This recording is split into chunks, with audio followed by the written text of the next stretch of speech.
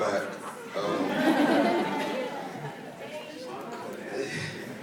The name of this piece is my brown-nosing piece about the LTAB experience.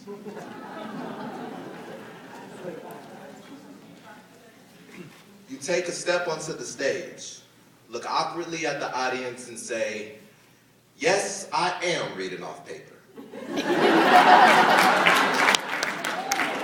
You look back down at the notebook and begin your piece, trying to maintain eye contact with the audience while trying not to forget your place. You continue your piece, hoping that the audience caught on to what you just did there. You tell yourself, that's enough jokes and it's time to start the piece for real this time. You blink. And you remember the first time you spit a poem on stage and how your words made the audience, or how when you got finished, they said you snap. You open your eyes and look into the eyes of those who actually like what you're doing up here. You take a breath. You start to spew passionate words, similes, and metaphors, attempting to invade the souls of your audience, trying to impose your reality upon them. You look closely into the audience. You look closely at the audience, and you see who's trying to see if you believe in your piece. You blink again, and you go blind, and you remember the first time DJ Itch played the perfect song to correlate with your poem at Kenwood's Academy's open mic. You don't even remember the piece you read. You just know it has something to do with murder, she wrote. You blink again, and you're blind the second time. This time you're thinking about the pieces that inspired this one, thinking, how did they come up with that? You remember watching your sister dominate semifinals and thinking, yo, these poets are so cool. You remember wanting to be one of these poets. You reminisce on what Lamar Jordan taught you about being a shooter. You write a poem about humanity. You think of how Nate Marshall made you look and how you detested Nova's father but loved and felt for her baby brother. You get choked up, but you take a breath.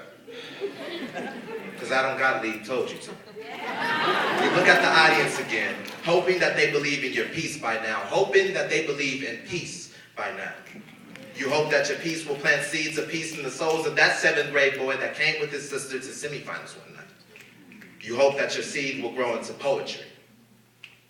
You save someone. You build a home on sheets of paper. You strike a match in a room full of darkness. You are more than some kid writing poetry. At this point, you are a poet, surrounded by poets, taking the shapes of words and unifying nations with them. You are heard. They listen to your words and they hit the soul, bringing together what was once polar opposites. Speaking louder than grade, speaking louder than your neighborhood, speaking louder than a... That's cliche.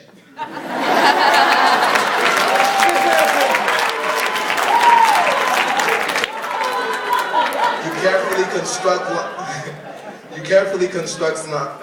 construct lines, not for the point of spitting them, but for the point so they can be heard.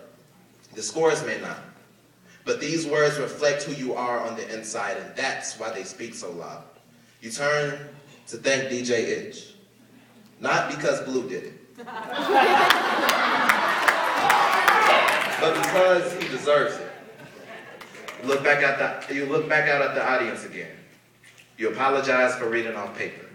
You apologize for being so corny. You blink again. This time taking mental snapshots of those who you bonded with during your time on stage. You open your eyes and look out at the audience one last time, and you say, thank you.